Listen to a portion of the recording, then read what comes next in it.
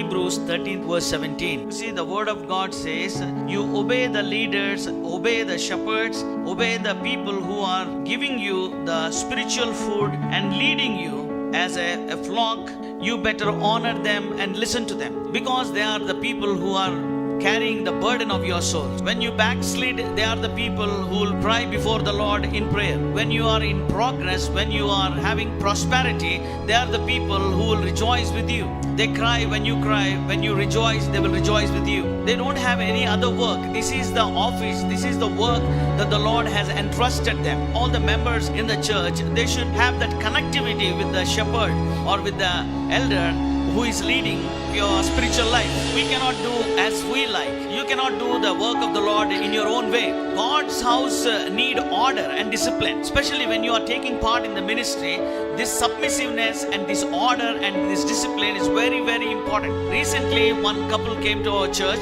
In a very short time, they took a very active part in the church. Because of their zeal, I gave a lot of encouragement to them. But one fine day, that sister asked, Pastor, I want to come morning to your church and I want to go in the evening to another church. So in another words, she wanted to say that I want to be a member in 2 churches. I know that if I talk according to the word of God, I will lose her. But yet I spoke to her according to the word of God. I told her, sister, if you don't come 2 weeks, I will think that you are there in that church. And if you don't come 2 weeks, that pastor will think that you are there in this church. But we will not know what is happening to you. I told her that you better stick to one church under one leadership and one shepherdship. My dear brothers and sisters, Christian life is not a playground. This is a battlefield. We are battling with the powers of darkness. They will always want to destroy the church. When we turn back and see the history of the church, thousands and thousands of Christians were martyred.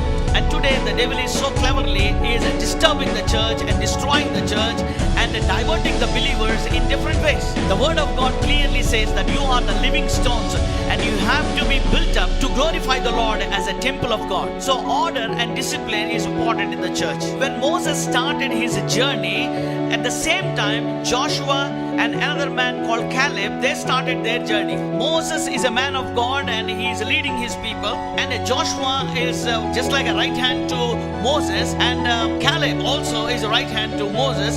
They were there with him and doing all ministerial things for 40 years. But though they gained 40 years of experience, though they have the same caliber as Moses is having, though they have the same leadership qualities as Moses is having, as the journey is going on 40 years, as they are approaching the 40 years, Moses is becoming weak and weak, and Caleb is strong, Joshua is very strong, but they never competed with Moses. They never quarreled with him. They never tried to overtake him, until Moses laid his hands upon Joshua and said, this is the time you have to take up the torch and move forward. All the time they are true disciples. There is no competition between them. They are coordinating with one another with all humbleness in discipline. My dear brothers and sisters, we have set a time for Sunday morning worship. You make it a point that on Saturday itself, yes, tomorrow is a Lord's Day, as Sunday, I have to go and I have to set apart this many hours to participate, to take part in the service. I have to be with the Lord's people. Like that, we should have a disciplined life. 2 Sundays they will come and 2 Sundays they will miss.